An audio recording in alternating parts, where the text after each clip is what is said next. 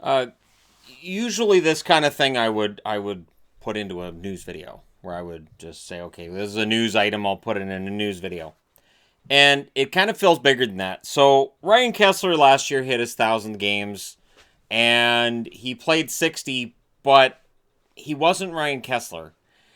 He could still go out there and win faceoffs. He could still go out there and play, but he would take the face off and skate off the ice. And there's something off. So he didn't practice. He had a lot of off days, a lot of maintenance days, as they call them.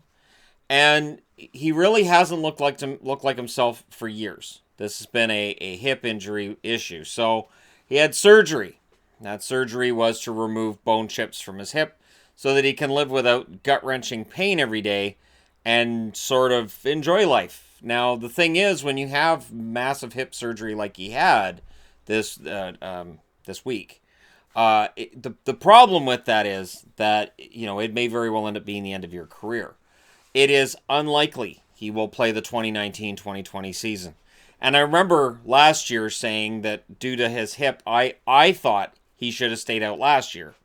And I was very surprised when he came back at all because I felt that there was no way he was 100%. And even when he came back and he said, "Nope, I feel good, I can come back," I thought, I don't know how. Because again, he'd gone through so many problems with his hip the year before, and that's tricky. The hip is one of those things that comes to skating. If you don't have that, you can't skate. And so it definitely affected his skating, which affected him as a defensive player and caused a lot of his numbers to take a tumble. And offensively, he was a black hole most of the season. I know that, you look back a couple of years, I talk a lot about how I didn't really like Ryan Kesler. He wasn't one of my favorites. I know Oiler fans weren't very happy with him in the playoffs a couple of years ago. That being said, that compartmentalized and set aside, I wish him no ill will, and I hope that he does what he has to do to get better.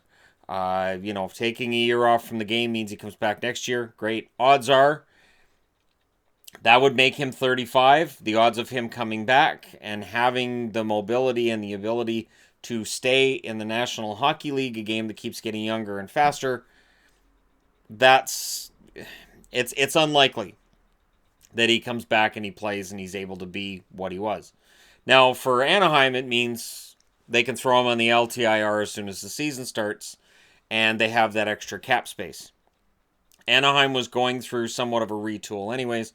I won't call it a rebuild because it's not a straight-on rebuild. You don't need that when you've got Gibson and net, and you've got a lot of good young pieces, both on the blue line and up front. But it's a retool in that there's some graybeards on the team. Kesler was one of them, Corey Perry being another, and Getzlaf, of course. And Getzlaf's had issues with staying healthy for a full 82 games as well. So we'll see how things turn out for him. Corey Perry also having a hard time staying healthy for a full season. And it is the changing of the guard in Anaheim. Kesler being out is definitely a part of that changing of the guard. And I think he said all the right things, where this gives him more time to spend with his family. He can spend more time with his kids. He can relax. And again, be pain-free while he does it. At some point, you have to say, all right, I can play with pain, or I cannot play and live comfortably. So I won't be able to play hockey, but I won't be in gut-wrenching pain all the time. So I'm glad he made that decision. It's a decision he probably put off all of the past 12 months, trying to, coax as much hockey out of his body as he could. And at the end of this season, he said, you know what? I can't do another year like this. I'm going to go under the knife, do what I got to do to fix this, and we'll see whether or not I can come back in a year. So he's non-committal. He might be done playing in the league, but what, again, I find encouraging is he doesn't say that it really matters as much whether or not he plays again as just his long-term health, his comfort, and the quality of time he spends at home with family and friends. So that's important, and people learn lessons as they get older, and for sporting athletes, when athletes learn these lessons, like, you know what, there's more to this than just going out there and making millions and millions of dollars, and there's more to this. The family side of things is really important, and my long-term health after I'm out of the game is really important. I commend him for that, so all the best to him. Let me know what you guys think in the comment section below. Don't forget to hit like and subscribe if you're browsing your way through. You just happened upon this video. Thank you guys so much for watching. I'll talk to you again soon.